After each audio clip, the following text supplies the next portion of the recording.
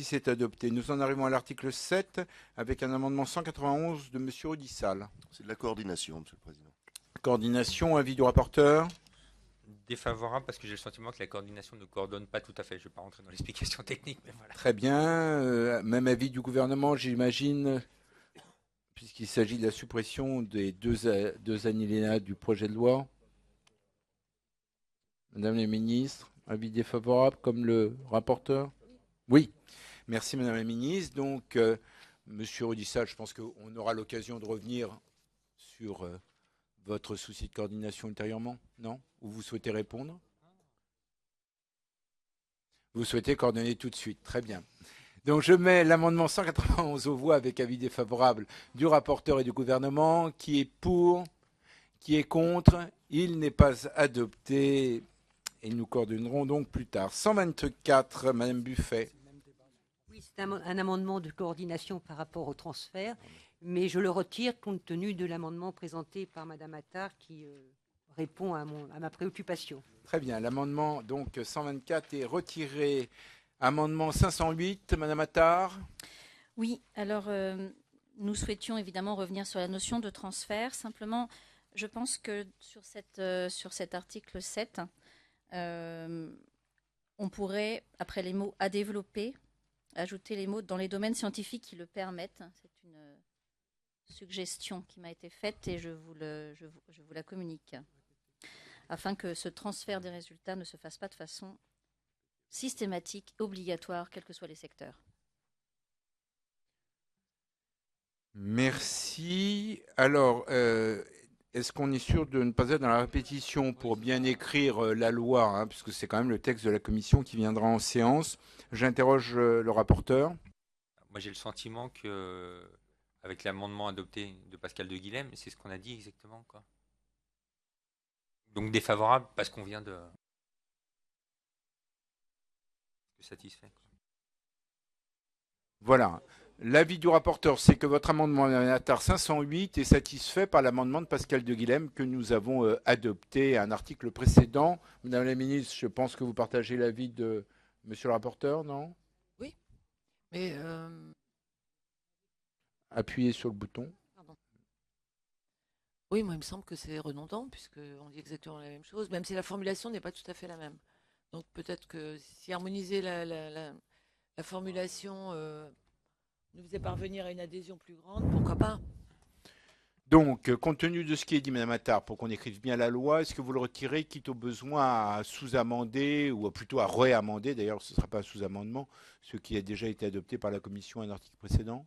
Oui, de toute façon, je suis contre effectivement toujours cette notion de transfert dans l'enseignement supérieur, mais je suis prête à accepter qu'on le limite de la même façon que mon collègue de Guilhem tout à l'heure, mais qu'on le reprécise également dans cet article.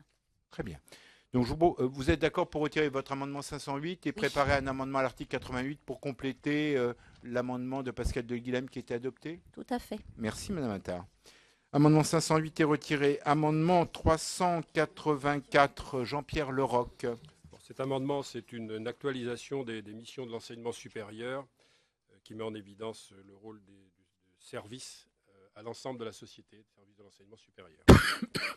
Merci. Avis du rapporteur? J'y suis défavorable parce qu'on a déjà eu cette discussion avec Jean-Yves Le Déaut. Il y a un amendement de Jean-Yves Le Déaut qu'on va adopter un peu plus tard, quoi. Défavorable pour des raisons techniques. Parce que déjà, donc je demande le retrait parce que Jean-Yves Le Déaut va redéposer un amendement. Très bien. Vous êtes d'accord pour le retrait? Merci. L'amendement 384 est retiré. Amendement 509, Madame Attard ou Madame Pompili? Oui, par contre là, je tiens particulièrement à cette formulation pour préciser qu'il assure le développement continu de l'innovation et de l'expérimentation pédagogique en son sein. C'est-à-dire que pour moi, c'est important que ces mots d'expérimentation pédagogique et innovation figurent bien dans cet article à cet endroit-là. Avis du rapporteur? Sous réserve de rajouter un S à pédagogique, avis favorable. Madame Attard, vous êtes d'accord pour ajouter un S à pédagogique, dans l'idée que c'est à la fois l'innovation et l'expérimentation qui sont pédagogiques? Pour moi, il y a l'innovation d'un côté, l'expérimentation pédagogique de l'autre, donc je ne vois pas pourquoi rajouter un S. Très bien, donc Monsieur le rapporteur, l'innovation n'est pas pédagogique, l'expérimentation l'est, mais non, mais on se comprend. Hein. Voilà, j'essaye de faire vite et clair. Donc, est-ce que on laisse pédagogique sans S?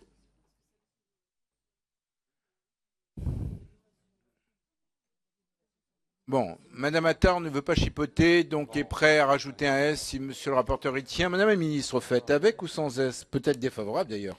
Non, c'est-à-dire que si on ne met pas de S, ça veut dire que c'est l'innovation en soi, donc ça implique un transfert.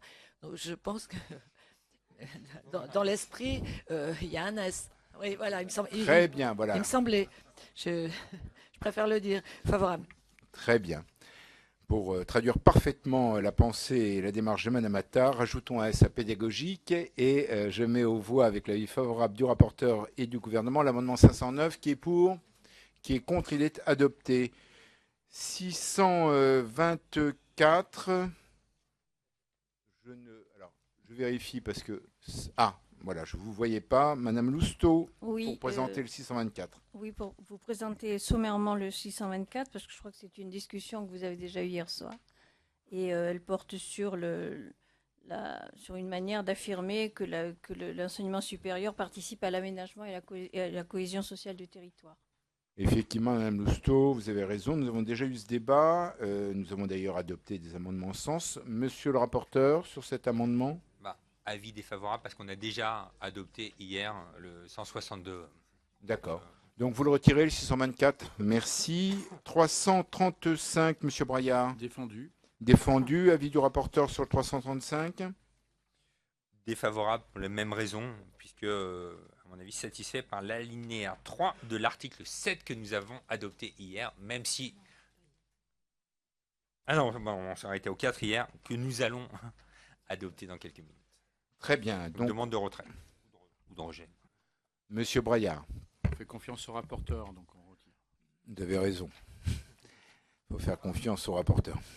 Donc retirez amendement 335, retirez amendement 385, Monsieur Le Déo. Cet amendement porte sur l'article L 123.5 du Code de l'éducation qui définit les conditions de valorisation de la recherche et il vise le texte qu'on examine aujourd'hui est un texte qui a simplifié. On se retrouve effectivement, ça n'a pas été dit hier, on a même certains parlé d'usine à gaz, mais il y a moins de structures. Quand ce texte sera voté, s'il est voté dans les conditions qu'on a aujourd'hui, il y aura moins de structures après le vote de ce texte qu'il y en avait au début. Et on a supprimé les RTRA et les CTRS. Or, il y avait dans les RTRA et les CTRS des fonctions qui incombait et la suppression à l'article 40 du projet de loi des articles relatifs à ces RTRA et au CTRS ne signifie pas que les fondations de coopération scientifique ayant cet objet soient simplifiées. Donc cet amendement vise à bien indiquer, à bien préciser et les fondations de coopération scientifique pour bien montrer que l'objet qui était l'objet des RTRA pouvait continuer et perdurer. Donc c'est un amendement de précision. On a eu l'occasion d'en discuter et vous avez dit que c'était satisfait. J'y crois moyennement, sauf si Madame la ministre explique que c'est totalement satisfait, qu'il n'y a aucune crainte à avoir. Alors, avant de demander l'avis de Madame la ministre, je vais demander l'avis du rapporteur sur le 385. Je pense que Jean-Yves Le Déo pointe un vrai sujet. Moi-même, je déposerai un amendement à l'occasion de l'article 40. On peut co-déposer. Oui, c'est ça. Donc voilà. Alors, celui-là attend une précision, visiblement une précision du gouvernement. Madame la ministre, que répondiez-vous à Monsieur Le Déo? Je comprends parfaitement ce que veut préciser Jean-Yves Le Déo avec cet amendement qu'il a qualifié lui-même d'amendement de précision. Ce qui m'ennuie, c'est que dans l'esprit, on veut quand même simplifier ce système qualifié de Mikado dans les assises et que c'est d'une certaine manière, on relégitime les FCS alors qu'on aimerait avoir une FCS abritante. Voilà, on aimerait arriver, l'objectif c'est quand même d'arriver à simplifier. J'ai un peu peur qu'avec cet amendement, du coup, on donne l'impression de légitimer la multiplicité des FCS à T0 au moment où on promulgue la loi. Alors, attendez, non, on va pas... Non, c'est donc simplement... il ne me paraît pas nécessaire, voilà, pour répondre plus brièvement. C'est simplement pour que nous ne gardions pas que pour nous-mêmes. Voilà vos propos, Monsieur Le Déo. Donc, si vous souhaitez réagir à ce qu'a dit Madame la ministre, il faut que vous appuyez sur le petit bouton de votre micro. Donc vous je en prie. vais maintenir l'amendement, non pas, je partage ce que vient de dire Madame la ministre, mais pour pouvoir, en séance publique, poser cette question et qu'il y ait une réponse et que ce soit dit. Alors, ce qu'il faut, c'est que vous retiriez l'amendement et que vous le déposiez en article 88, si D'accord. vous en êtes d'accord. Hein. D'accord. OK. Donc, amendement 385 retiré en attendant qu'il soit redéposé en article 88. Pardon. Amendement 687 rédactionnel du rapporteur. Je vous propose de l'adopter sans discussion. Qui est pour? Qui est contre? Il est adopté. Je mets aux voix l'article 7. Qui est pour l'article 7? Qui est contre l'article 7 est adopté. Après l'article 7, amendement présenté par Madame Maud Olivier, le 479.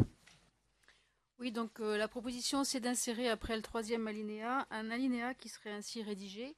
Il mène une action contre les stéréotypes sexués, tant dans les enseignements que dans les différents aspects de la vie de la communauté éducative. Merci pour la présentation de cet amendement. Avis du rapporteur. Défavorable parce que je considère qu'on l'a satisfait hier par mon amendement à l'article 4, lutte contre les discriminations. Madame la ministre. La ministre suit l'avis du rapporteur. Très bien. Madame Maud Olivier, compte tenu de la réponse du rapporteur et de l'avis identique du ministre, que souhaitez-vous Retiré. retirer?